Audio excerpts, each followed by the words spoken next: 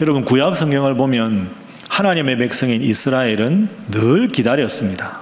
때로는 하나님을 믿지 않는 우상을 섬기는 왕 때문에 힘든 시절을 겪기도 했고, 때로는 주변국이 침공을 해서 어려운 환난을 겪기도 했고, 심지어는 바벨론에게 멸망을 당해서 저 바벨론으로 포로 생활 70년을 하기도 했지만 변함없는 마음속에 기다림이 있었습니다. 하나님께서 우리를 구원할 구원자, 그 메시아를 보내주시겠다 하는 그 약속을 무단히도 오랫동안 기다린 민족이 이스라엘 민족입니다.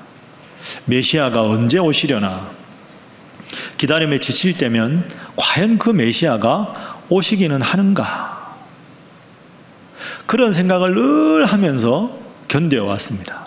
그런데 그 오랜 기다림의 끝에 하나님께서는 드디어 이스라엘 백성뿐 아니라 온 인류를 구원할 구원자를 보내주셨습니다. 그분이 바로 아기 예수님입니다. 예수님 태어나신 날이 성탄절이지요. 그리고 그 아기 예수님이 태어난 성탄절 이전에 그 아기 예수님을 향한 우리의 믿음이 지금 어떠한가, 나는 지금 어떤 마음으로 주님을 향한 소망을 품고 있는가를 돌아보는 기간이 바로 대림절입니다. 그래서 대림절이라는 단어의 뜻은 기다릴 대자에 임할 임자, 주님의 임재를 기다립니다. 그 중에서도 오늘이 대림절 첫 번째 주일입니다.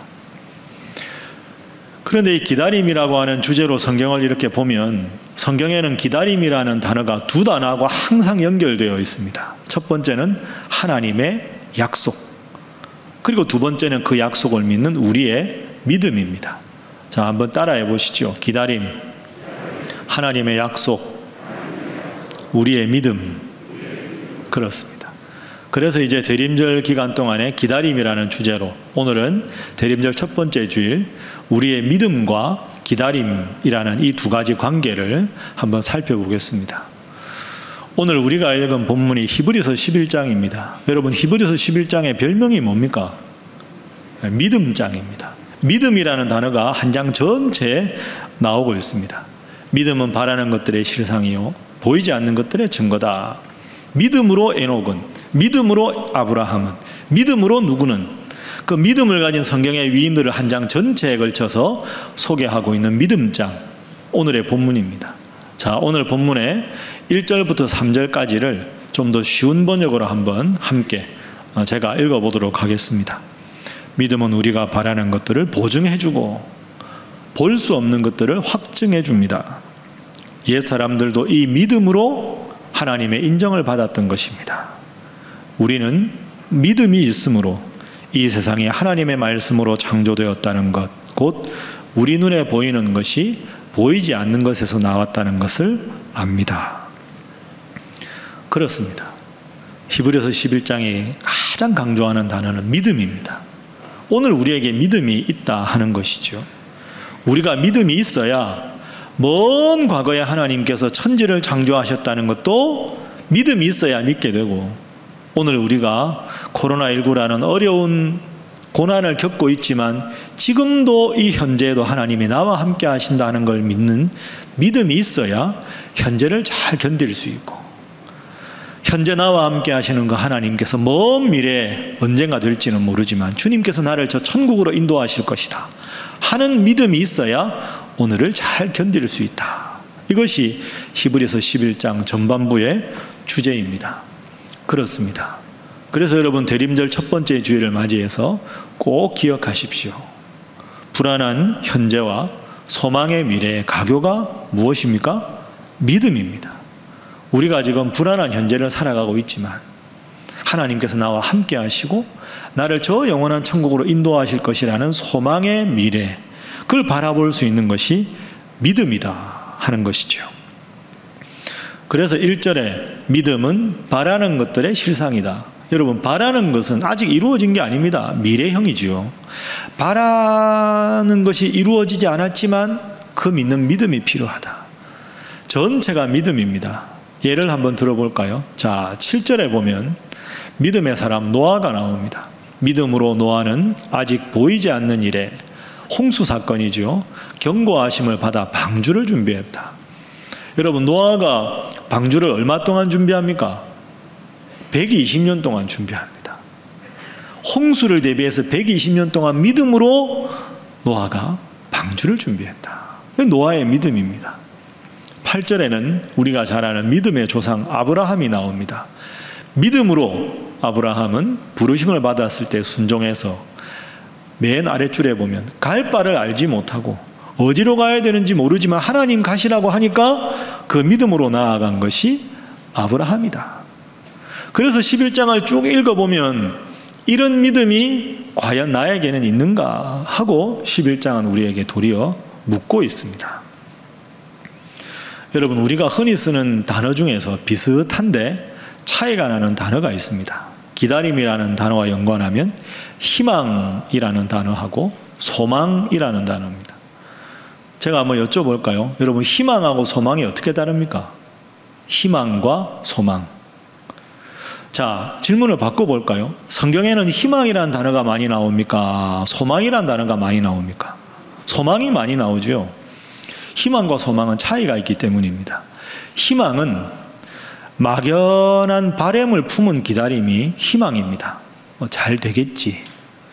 코로나 끝나겠지. 좋은 날이 오겠지. 막연한 바람을 품고 기다리는 것이 희망이고요. 소망은 분명한 약속을 믿고 기다리는 게 소망입니다. 그래서 성경은 소망을 쓰는 거죠. 나는 참 부족한데 하나님은 나를 지금도 사랑하신다. 나를 사랑하시는 그 하나님께서 저 영원한 천국으로 나를 인도하실 것이다. 나는 결국 저 영원한 천국으로 하나님 인도하실 것이니 나는 잘 될 수밖에 없다. 왜? 그 하나님, 미래의 하나님께서 지금도 나를 지키고 계시기 때문이다. 그러므로 하나님이 나와 함께 하신다는 소망을 품고 살아가자. 이것이 믿음입니다.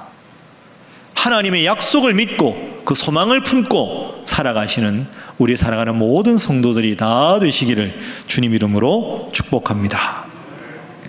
그래서 로마서 12장 12절 말씀, 여러분 힘든 시대를 살아가는 우리에게 큰 위로가 됩니다. 함께 읽어봅니다. 시작. 소망 중에 즐거워하며 환난 중에 참으며 기도에 항상 힘쓰며. 아멘. 다시 한번 따라합니다. 소망 중에 즐거워하며. 여러분 믿습니까? 하나님을 믿는 사람이나 하나님 믿지 않는 사람이나 이 어려운 시절에 함께 살아가지만 우리는 하나님이 나와 함께 하신다. 그 하나님께서 나에게 소망을 주신다. 미래의 소망뿐 아니라 지금도 나와 함께 하신다. 그래서 힘든 시대를 살아가지만 소망 중에 즐거워하는 것이 믿는 나의 특권이다. 꼭 기억하시고 불안한 현재를 살아가고 있지만 소망의 미래를 바라보면서 믿음으로 승리하시는 우리 사랑하는 모든 성도들 되시기를 주님 이름으로 축복합니다. 자, 그러면 우리가 현실을 믿는 믿음으로 살아간다 했을 때 무엇을 믿고 살아가야 되는가? 믿음의 두 가지 내용을 살펴보겠습니다. 우리가 믿어야 되는 믿음의 내용 두 가지가 오늘 보면 6절에 나옵니다. 자, 6절 말씀 함께 한번 읽어봅니다. 시작.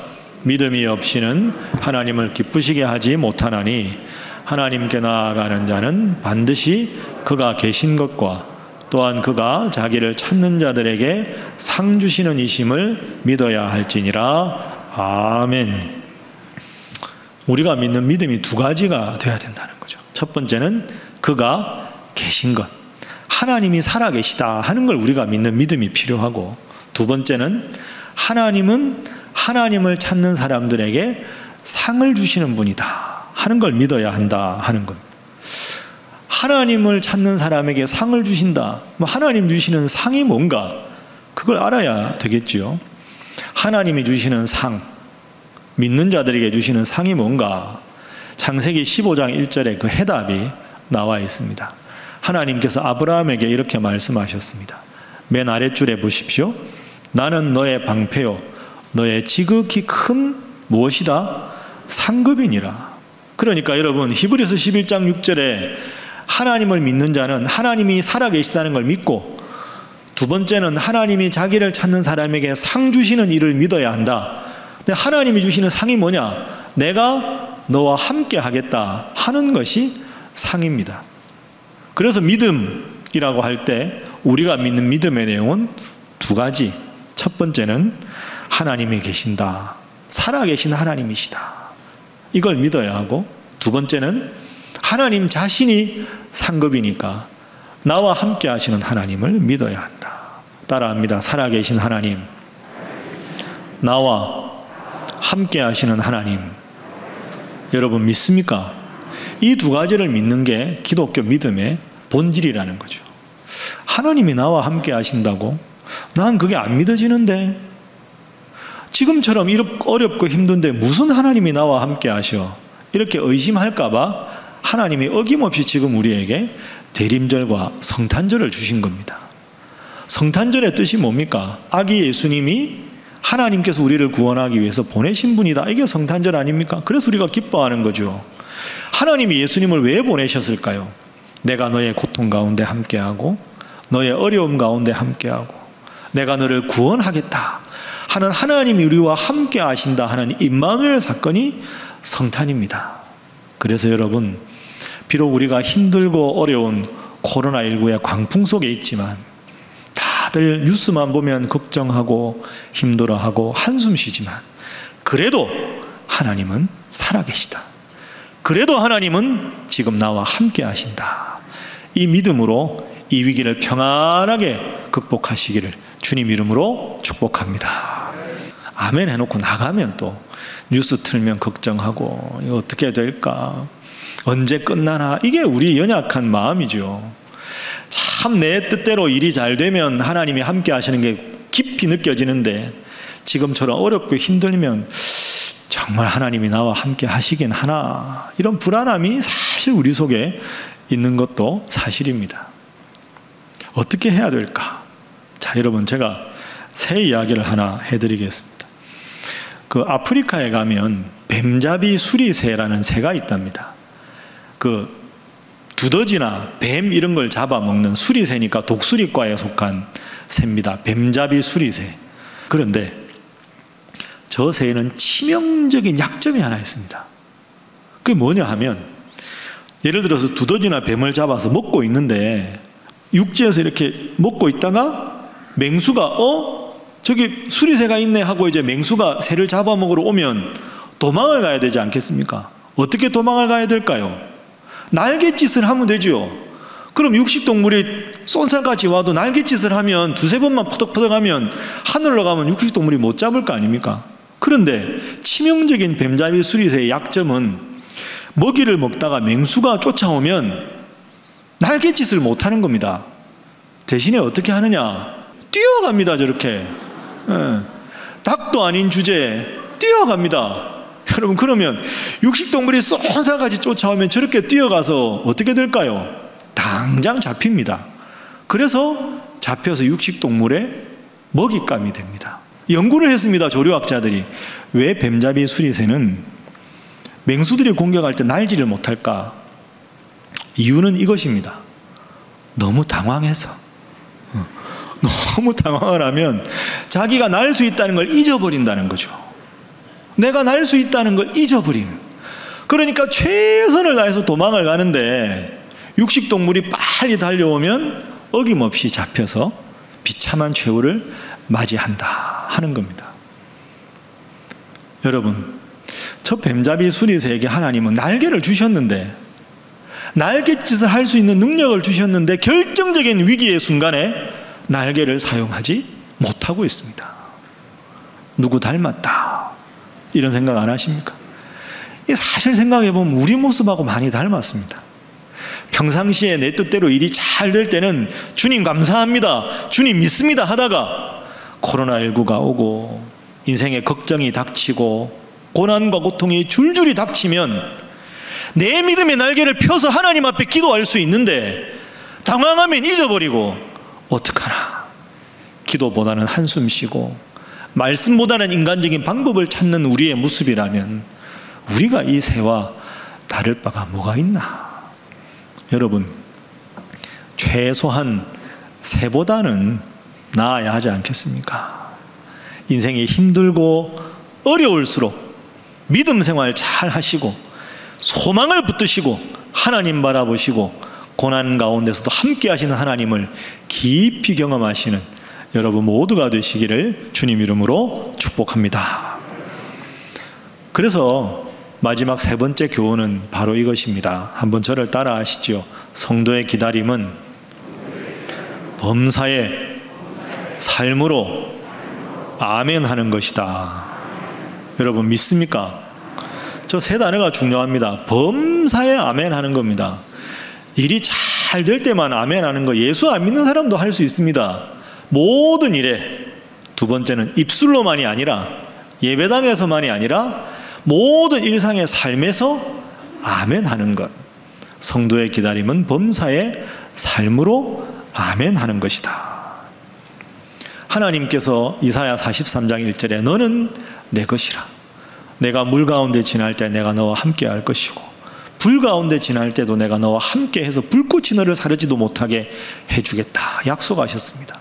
너는 내 아들이라, 너는 내 딸이라 약속해 주셨습니다. 그 하나님을 믿고 나아가면 우리 인생에 무슨 어려움이 있어도 하나님, 제 소망이 되신 하나님, 저를 지켜주옵소서.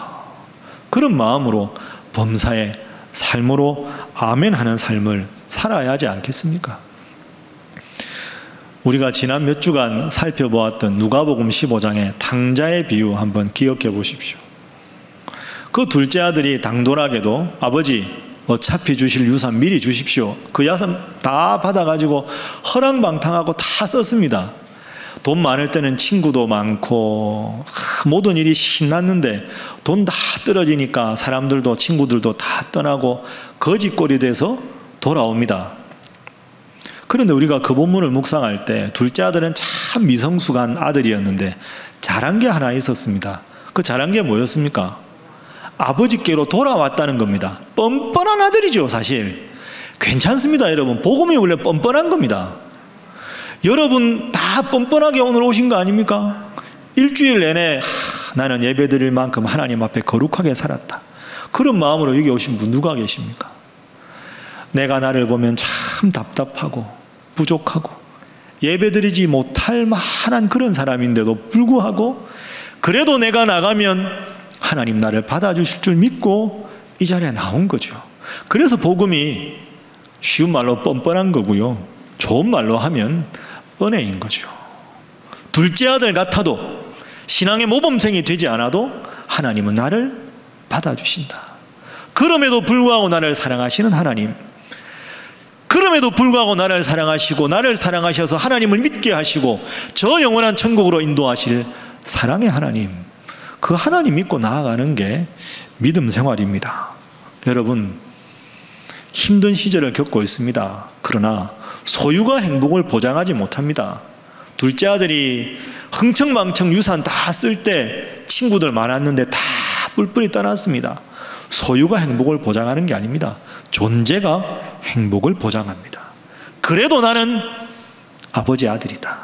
그래도 나는 아버지 딸이다. 나는 부족하지만 하나님은 내 아버지가 되신다. 그 믿음만 안고 돌아왔을 때 그 아버지가 보선발로 나와서 그 아들을 안아주시고 살진 송아지를 잡고 기뻐하시는 그 아버지가 우리가 믿는 하나님 아버지인 줄로 믿습니다. 다시 한번 따라하겠습니다. 기다림은 범사의 삶으로 아멘 하는 것이다. 어느 믿음이 참 좋은 자매님이 한 분 있었답니다. 이 자매님이 최고 명문대학을 졸업하고 사법고시를 준비 중이었습니다. 여러분 사법고시가 얼마나 어려운 시험입니까? 시간을 아주 쪼개서 최선을 다해서 몰두해서 공부해야 되지 않습니까? 열심히 사법고시를 준비하고 있는데 가정 형편은 어렵고 그렇지만 이 시험에 공부할 게 많으니까 정말 열심히 최선을 다해서 공부했는데 그 자매 집에 키우던 아주 사랑하던 강아지가 한 마리가 있었답니다. 그 강아지가 큰 중병에 들었어요. 그래서 그 강아지를 수술을 시키기로 했습니다. 그냥 두고 볼 수 없으니까. 근데 그 강아지가 수술을 잘 받았어요. 그러니까 고시원에서 공부하던 이 자매가 그 사랑하던 강아지를 못 보는 그리움이 있는데 수술을 받았다니까 내가 아무리 시험 때문에 바빠도 강아지, 쉽게 말하면 면회를 좀 가야 되겠다 싶어가지고 이제 수술받고 회복실에 있는 강아지를 찾아갔다는 거죠. 병원이 멀었답니다. 고시원에 나가서 2시간 동안 가서 만날 면회 시간은 딱 10분. 그러니까 2시간 가서 10분 면회 시간인데 얼마나 아까운 시간을 쪼갠 겁니까? 그리고는 강아지를 만나서 보면 강아지가 너무 자기를 보고 기뻐할 줄 알았던 거죠. 그럴 법하지 않습니까? 그런데 강아지를 딱 보는 순간 이 회복하던 강아지가 그 주인을 딱 보고는 반가워하지 않고 딱 보자마자 고개를 획 돌려버렸다는 거죠. 강아지가 쉽게 말하면 삐친 겁니다. 그러니까 이 자매가 충격을 받은 거죠. 내가 지금 얼마나 바쁜데 가난한 살림에 수술도 시키고 사법고시 준비하다가 10분 면회하려고 이렇게 먼 길을 왔는데 저 강아지가 왜 그러나 획 하고 고개를 돌리니까 마음에 상처가 됐다. 나도 모르게 눈물에 픽 돌았다는 거죠. 왜 강아지가 그랬을까요? 강아지는 강아지니까. 그죠? 나를 왜 이렇게 아프게 할까? 주인이 내가 미운가 보다.